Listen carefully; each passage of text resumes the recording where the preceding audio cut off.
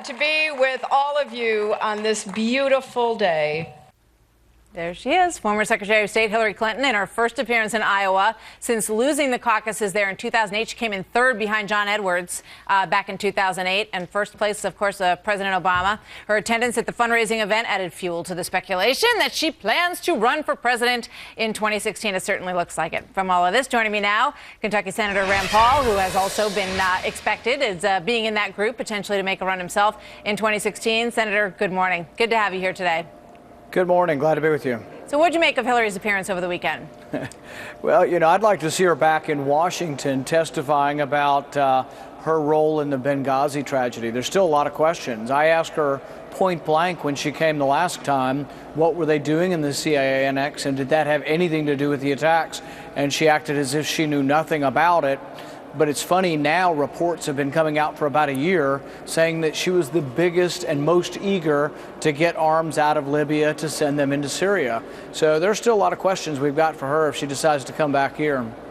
Indeed there are, and more revelations about Benghazi this morning that we're going to get to a little bit later in the program that we need to talk about as well. Let's take a listen to one more bit of sound from Hillary, and then I want to get your thoughts on that. It is true.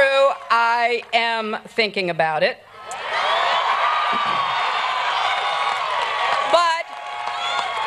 But for today, that is not why I'm here.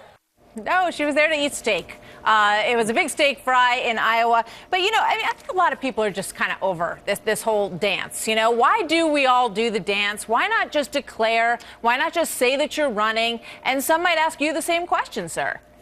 That's a fair question. And I think for me, there are still some considerations. There are family considerations, but also I think you don't know where things will be in 6 months. Will the public be open to your message? Will your message have a chance of resonating? And nobody wants to undertake this ordeal unless they think they can win. And frankly, I think I'll know a little bit more in about 6 months, kind of where the public is and what they're thinking of my message before we make a final decision. Well, that's fair enough and understandable. There's a story this morning in the Washington Post that questions whether or not you've been moderating some of your stances in order to potentially prepare yourself for a broad audience if you do decide to head in there in 2016. And one of the things that it talks about is your stance on ISIS, that a few months back you said that you didn't really see the American interests that were at stake, and that now you've been supporting the idea of airstrikes. Where do you stand this morning, given this more horrific news that we got over the weekend? Well, I've consistently said ever since I got in public life that when we do decide to go to war, there should be a vote in Congress. And so I'm still exactly where I've always been on that. When you get to Congress, then there's a debate. Is it in America's interest? And that does change depending on the facts. And so 5 years ago, I didn't think ISIS was a real threat to us, but I didn't want to arm them. That's where I disagree with some Republicans, also Hillary Clinton, and also President Obama, is we never should have sent arms into Syria because that allowed ISIS to grow stronger. But now I think, I'm like many Americans, I am very affected and somewhat emotional about the fact that they're killing our journalists. And I think it's going to backfire on them because I think you're now going to see the civilized world come in a united fashion after them, and I think they'll have no place to hide.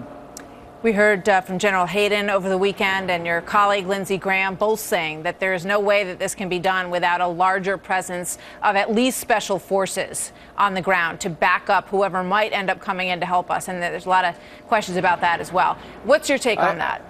I tend to disagree. I think the first 10,000 soldiers marching into battle need to be from Iraq, live in Iraq, and they need to be fighting for their homeland. The second 10,000 need to be from Saudi Arabia because, frankly, Saudi Arabia has been aiding and abetting this by really for decades funding radical Islam, and many say that many of the arms that Saudi Arabia has been funneling into Syria have gone into supporting ISIS. So Saudi Arabia needs to step up, Iraq needs to step up, Turkey needs to step up. There's nobody in the surrounding region that says they're in favor of ISIS now. They need to step up and put their soldiers and their money where their mouth is. Yeah, I think a lot of people would agree with that. We just spoke to KT McFarland, who certainly agrees with that. If a vote were to come to Congress to ask you to go to war against ISIS and to call it that, would you vote yes? Yes, but I would try to sunset the provision. I've been upset that we voted 15 years ago and people are still using a vote from 15 years ago.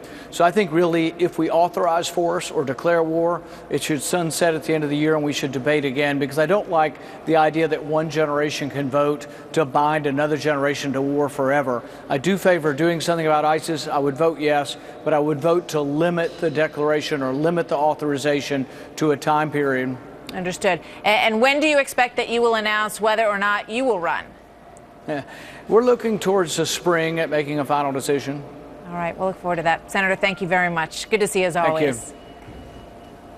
So, Martha, you go down to Mexico, you decide to try to have